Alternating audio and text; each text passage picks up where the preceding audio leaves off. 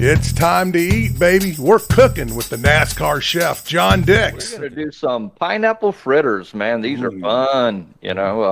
We had to do a retake because we got mooned by Wayne. But anyways, we're going to start with 10 pineapple rings. You can do fresh or canned. 1 cup of all-purpose flour, 2 tablespoons of sugar, a quarter teaspoon of cinnamon and nutmeg, 1 egg. You want to beat it up. Sorry, Duck.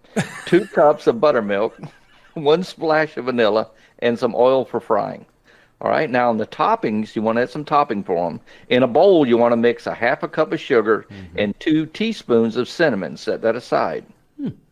Now, guys, this is very simple because in a bowl, you're going to mix the flour, the egg, the sugar, the cinnamon, the nutmeg, the baking powder, and the salt. And in a frying pan, you want to heat up about 2 to 3 inches of oil. Dip each ring into the batter, coat both sides, and then carefully lower them in the hot oil. Cook on each side for about 2 to 3 minutes until they're golden brown. After frying, you want to lay each ring on a plate covered with paper towels to drain off the oil.